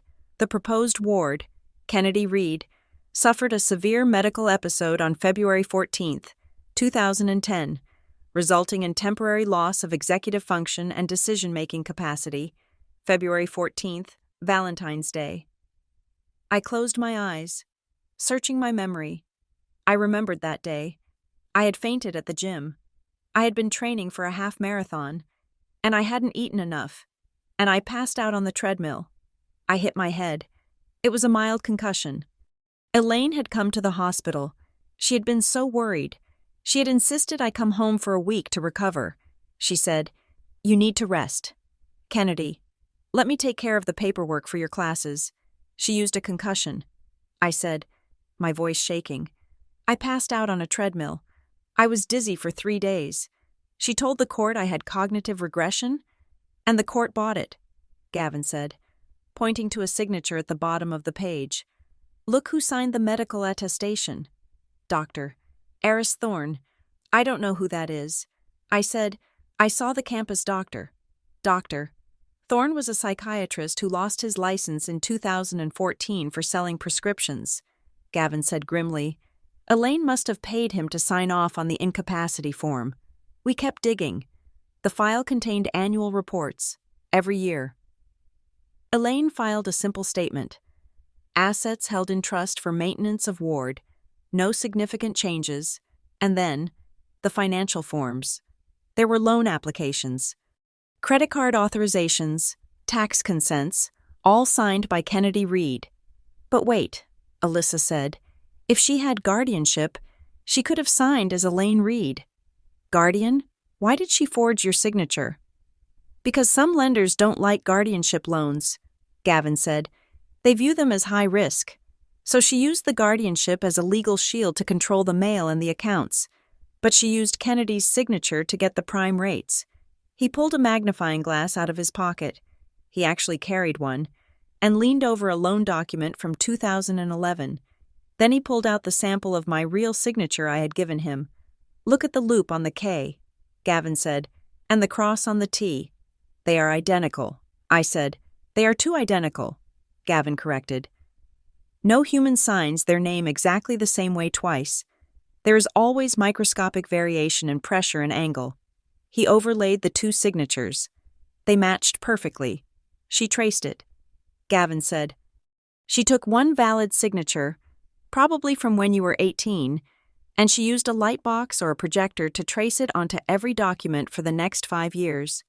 I felt sick. I felt violated in a way that had nothing to do with money. My name, my hand, my identity. She had worn it like a costume, but the biggest shock was at the bottom of the pile. It wasn't a guardianship document. It was a copy of the original custody order, the one from 1994 that predated the fake adoption decree. I picked it up. Order for transfer of custody.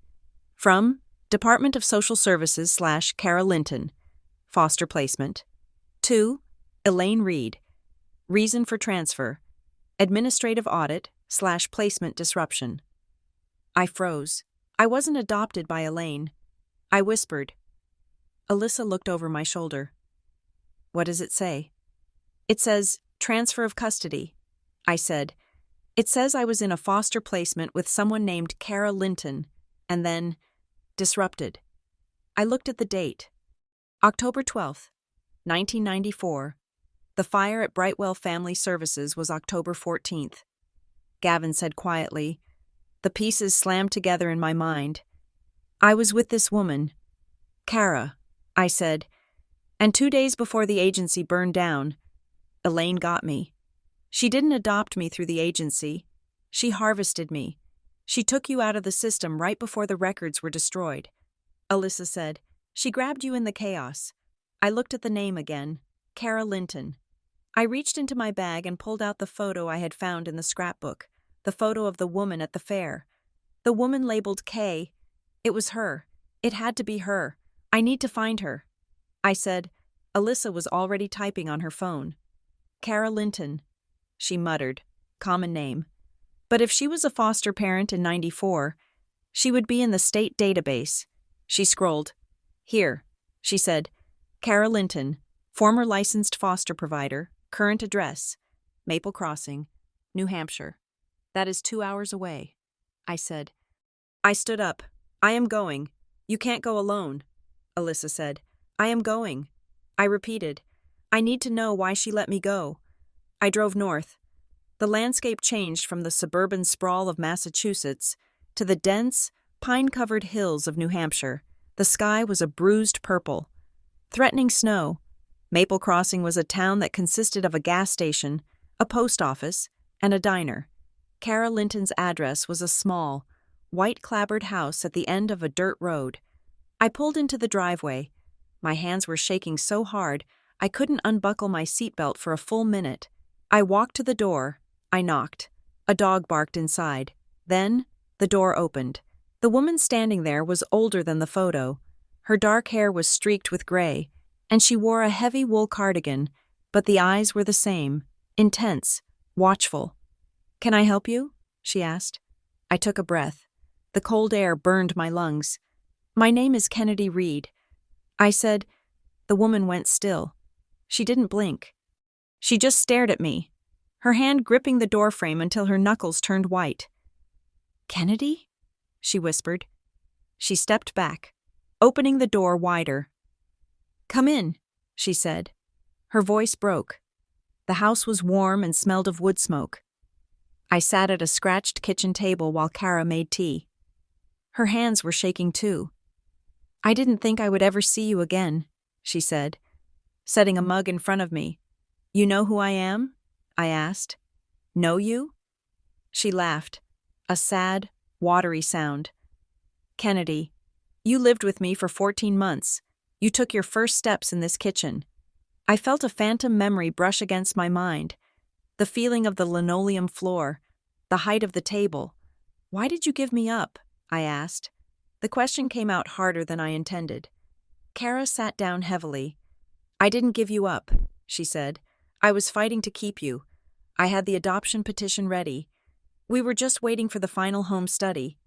Then what happened? The audit," she said. "Brightwell Family Services. I got a call one night from a woman named Patty Sloan. She was an administrator there."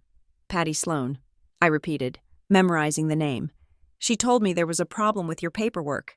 Kara said, "She said the state was freezing all adoptions due to a funding irregularity.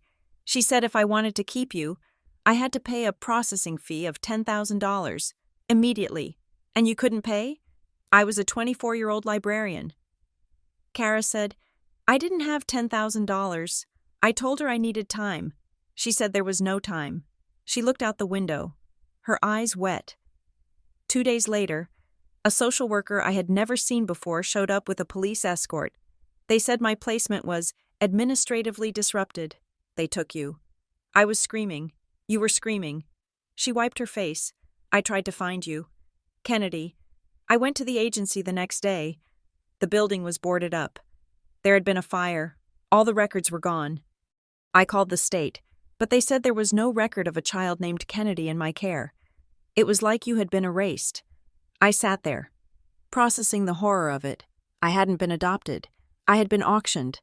Elaine had the $10,000. Kara didn't. "Do you remember Elaine?" I asked. Kara nodded. "She came to a few visitation days. She was aggressive. She kept asking about your pedigree. She wanted to know if your biological parents had any history of illness. She treated it like she was buying a racehorse. She told me she was close with Patty Sloan." Kara added, "She bragged about it. She said, 'Patty knows how to handle money cleanly. She offers fast-track solutions for families who can pay.'" Fast-track solutions. That was the euphemism for human trafficking disguised as adoption. I stayed for an hour. Kara showed me pictures. Real pictures of me as a toddler. Laughing. Holding a cat. Sitting on her lap. When I left, she hugged me. It wasn't the stiff, performative hug Elaine gave. It was a desperate, rib-crushing embrace. "You were loved. Kennedy," she whispered into my hair. "Don't let her tell you that you weren't." I drove back to Massachusetts in the dark. I wasn't shaking anymore. I was cold. Hard fury. The next morning, I went to work. I had to maintain the facade.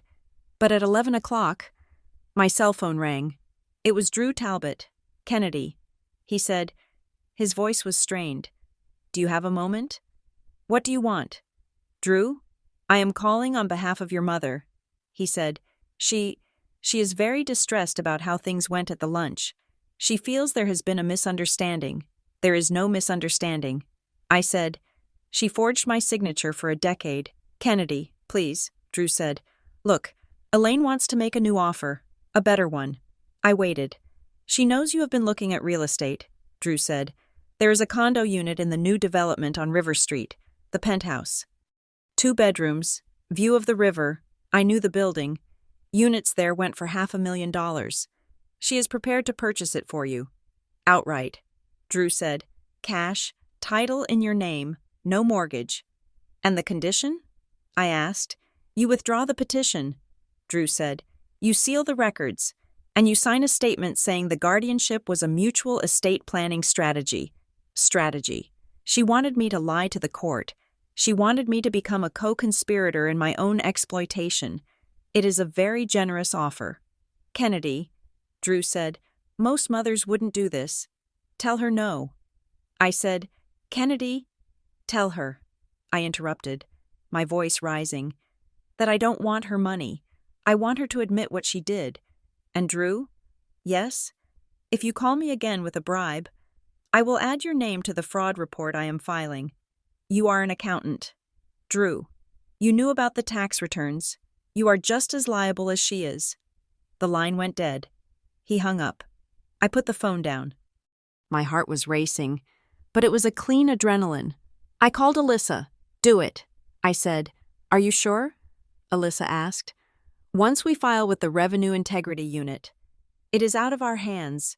It becomes a criminal investigation. I am sure." I said. We filed the report electronically that afternoon. We attached the transcripts, the signature analysis from Gavin, and the affidavit from the safe deposit box. We didn't mention Kara. We didn't mention the emotional abuse. We kept it to the numbers. The IRS and the state of Massachusetts didn't care about bad mothers.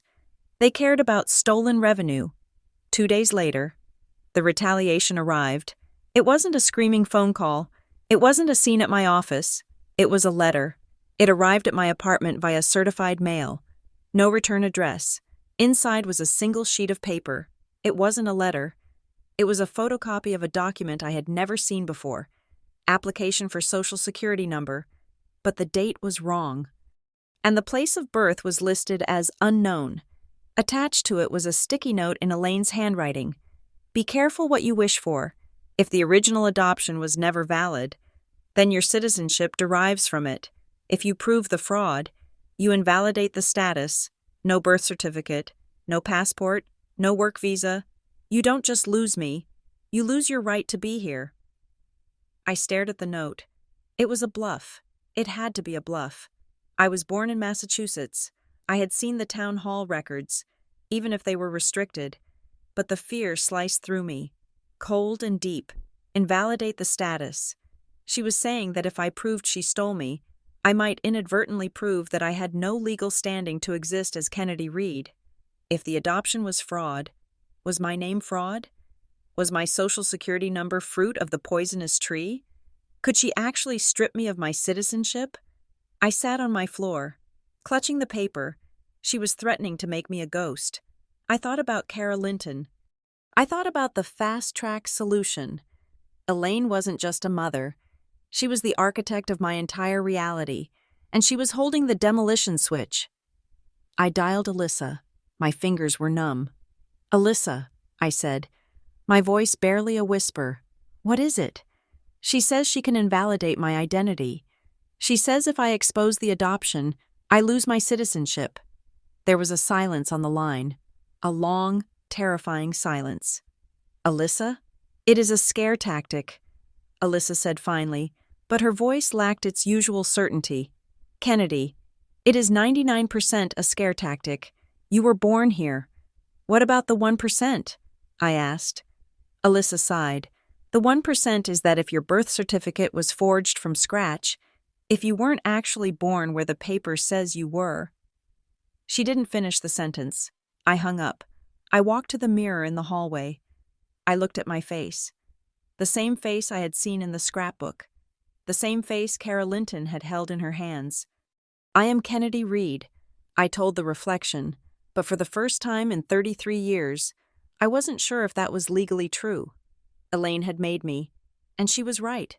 She could unmake me, but she had forgotten one thing.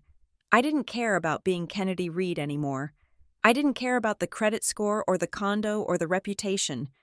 I cared about the truth, and if I had to burn my own identity to the ground to expose hers, I would strike the match myself. The fear that I was about to deport myself lingered for exactly 24 hours. It was a cold, heavy stone in my stomach, weighing down every breath I took. Elaine had played her trump card, targeting the one thing she knew I couldn't audit, my fundamental right to be here. But then Alyssa did what lawyers do. She made phone calls. She called the State Vital Records Office. She called a contact at the Department of Homeland Security. And she found the truth. My birth certificate was a reproduction. Yes. The adoption decree was a forgery. Yes. But the record of my birth in a hospital in Worcester, Massachusetts, on June 12, 1990, was real. I existed. I was a citizen. Elaine had lied about the paperwork to hide the corruption of the adoption, not my country of origin.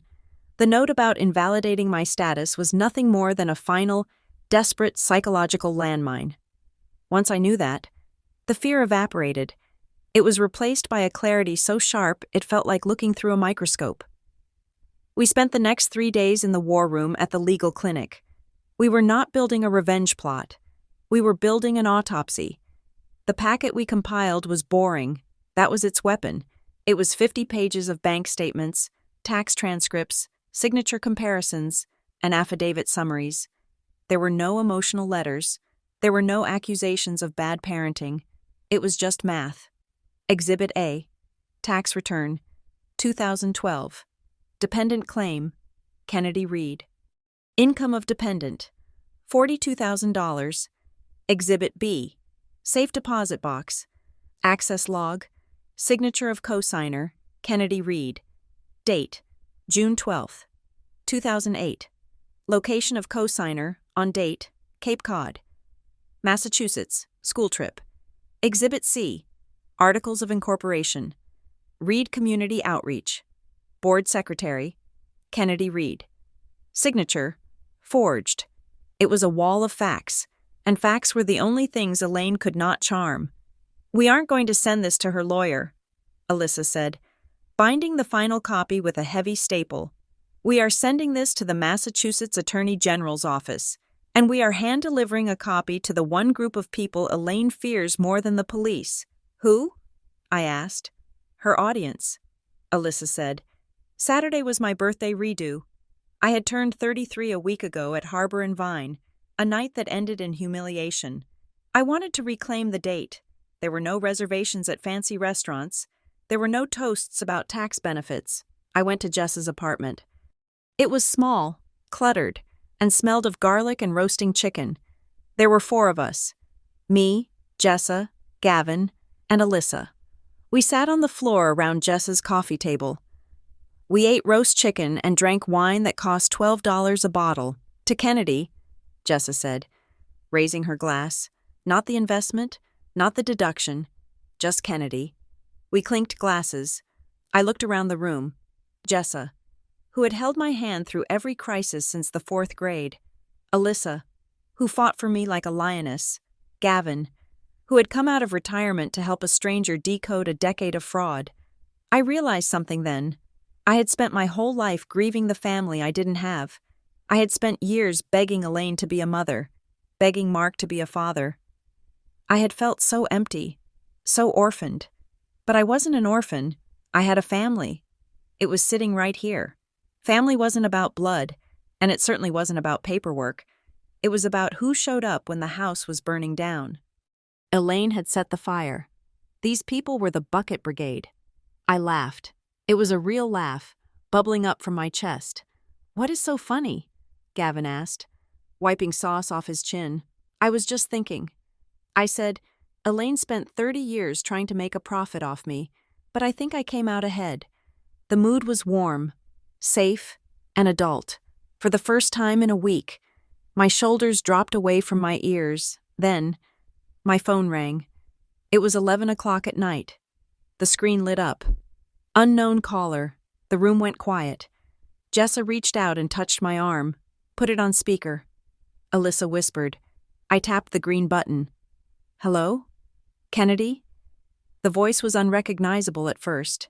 It was weak, breathy, and trembling. "Kennedy, please." The voice rasped. "It is Mom." I didn't answer. I just listened. "I am sick. Kennedy," she whispered. "I am so sick. I think it is my heart. Mark isn't here. He left. I am all alone. Please, I need you to come over." The old Kennedy would have been out the door before the sentence ended. The old Kennedy was programmed to respond to Elaine's pain like a first responder. But I looked at the phone. I heard the slight theatricality in the breath. I remembered the concussion she had turned into cognitive regression. "You should call 911. Elaine," I said. No police," she said quickly, her voice suddenly stronger. "Just you. I need you to drive me. Please, sweetie. I am scared. Come alone. We can talk." She wasn't sick. She was losing control, and she was trying to lure me back into the physical space where she knew she could manipulate me. She wanted me in her house, under her roof, subject to her gravity. "I am not coming." "Elaine," I said. "Kennedy," she cried out. and it sounded like a command, not a plea. If you don't come, and I die, it will be on your conscience. No, I said. It will be on the coroner's report. I looked at Jessa. I am calling the police to do a wellness check. I said into the phone, if you are having a heart attack, they are the best people to help you. Don't you dare, Elaine hissed. The sickness vanished instantly. Don't you send the police to my house?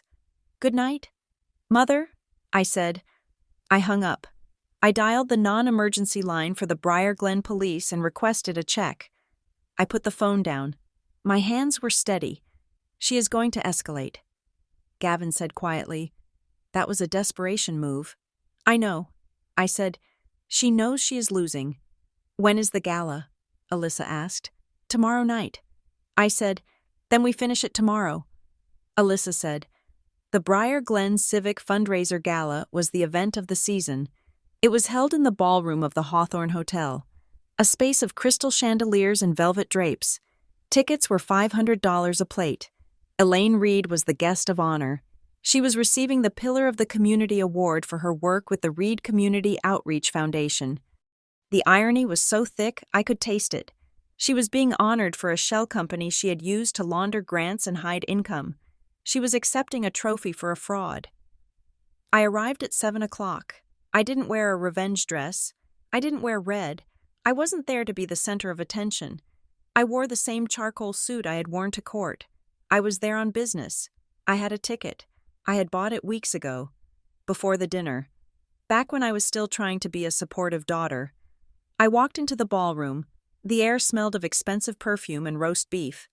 A string quartet was playing Mozart. I saw her immediately. Elaine was holding court near the centerpieces. She looked magnificent in a silver gown that shimmered like fish scales. She was laughing, touching the arm of the mayor, looking for all the world like a woman with nothing to hide. Mark was not there. That was the first crack in the image. Mark was always there, holding her purse, nodding at her jokes. His absence was a screaming void. I didn't approach her. I moved through the crowd, a shark in gray wool. I was looking for Lydia Channing. Lydia was the president of the Civic Board. She was a formidable woman with blue hair and a reputation for absolute integrity. She took the charity very seriously. I found her near the podium, reviewing her notes for the speech. Mrs. Channing? I said. Lydia looked up. Kennedy, it is so good to see you. Your mother looks lovely tonight. I didn't smile. Mrs. Channing, I need you to look at this before you go on stage. I said. I handed her a thin blue folder. What is this? She asked. Frowning. It is documentation regarding Reed Community Outreach. I said. Specifically, the grant filings and the board composition. Lydia looked confused. Is this part of the presentation? No. I said, it is a correction. The nonprofit you are honoring doesn't exist, Mrs. Channing. It was administratively dissolved in 2016. And the financial reports she submitted to your board? They are falsified. Lydia went still. That is a very serious accusation. Kennedy, I know. I said, that is why I brought the proof from the Secretary of State. Lydia opened the folder. She stood there in the middle of the ballroom, surrounded by 300 people, and read. I watched her eyes move down the page. I watched her face go pale. She looked at the signature page. My forged signature. She looked at the tax status. Revoked. She looked up at me. Why are you doing this now? She whispered. Because the truth matters, I said, and because I don't want you to be an accessory to fraud. Lydia closed the folder. She looked at Elaine, who was laughing across the room. Lydia's expression hardened. She didn't look like a socialite anymore. She looked like a judge. Thank you. Kennedy, she said. She walked up the steps to the stage. The lights dimmed. The room went quiet. The spotlight hit the podium. Elaine beamed from her table, ready to stand up and accept her applause. Lydia Channing leaned into the microphone. Good evening, everyone, Lydia said. Her voice was tight. We are gathered here to honor service, she said, to honor those who give back to Briar Glen. Elaine stood up halfway, ready to wave. However, Lydia continued, cutting through the applause before it could start. Integrity is the foundation of service, and tonight it has come to the attention of the board that there are significant discrepancies in the records of our honorees organization. The room froze. It was as if someone had sucked all the oxygen out of the ballroom. Elaine froze in her half-crouch. Her smile didn't drop. It shattered. It broke into 1,000 confused shards. "We cannot proceed with the award at this time," Lydia said. "We will be suspending the presentation pending a full financial review." "Thank you." She walked off the stage. The silence lasted for 3 seconds. Then, the murmuring started. It started low, like bees, and grew into a roar. What did she say? Discrepancies? Suspended? Elaine stood there. For the first time in her life, she had lost the room. She looked around, her eyes wide and feral. Then she saw me. I was standing near the exit, watching her. She didn't run. She didn't cry. She marched toward me. The crowd parted for her, not out of respect, but out of the instinct to avoid a car crash. She cornered me near the coat check. There was nobody else there yet. "You?" she hissed. Her face was contorted, the makeup settling into the deep lines of rage around her mouth. "You did this. I told you I wanted the truth. Elaine, you little viper." She spat. "Do you have any idea what you have done? You have ruined me. I will sue you. I will sue you for everything you have. I will bury you in legal fees until you are living in your car." "No, you won't," I said calmly. "I will," she screamed, her voice cracking. "And I will prove that you are a fraud. I will tell them about your mental health. I will tell them you are incompetent." "It doesn't matter what you tell them," I said, "because nobody believes you anymore." I took a step closer to her. "And you can't sue me, Elaine, because you are going to be too busy defending yourself against the state." I leaned in. "And Mark isn't coming to help you." Elaine paused. Her eyes flickered. "What did you do to him?" she demanded. "I didn't do anything." I said, "I just asked him a question. I asked him if he wanted to go to prison for you." Elaine went pale. "He talked to the regulators this morning." I said, "He gave them the closure record for the safe deposit box. He gave them the key, and he gave them a sworn statement that he witnessed you forging my name on the loan documents." "You are lying," she whispered. "Mark is loyal. Mark is tired." I said, "He chose self-preservation. He turned state's evidence. Elaine, he is testifying against you." It was the final blow. I saw the light go out behind her eyes. The structure she had built, the obedient husband, the grateful daughter, the admiring community. It was all gone. Mark had jumped ship. I had burned the ship down. She stood there, shaking in her silver dress. She looked old. She looked small. She tried one last pivot. She drew herself up, summoning the ghost of her old arrogance. "You think you have won?" she sneered. "You think you are special? You are nothing. You aren't even really a Reed. You are a reject I bought at a discount. You don't have a name. You don't have a history. You are just a blank page I wrote on. It was meant to destroy me. It was meant to send me spiraling back to the insecure girl who begged for approval. But I just looked at her. I thought about Kara Linton. I thought about the friends waiting for me at Jess's apartment. I thought about the woman who walked into court and stared down a judge. You don't get to name me anymore, I said. I turned my back on her. Kennedy, she screamed. Come back here. I am your mother. I kept walking.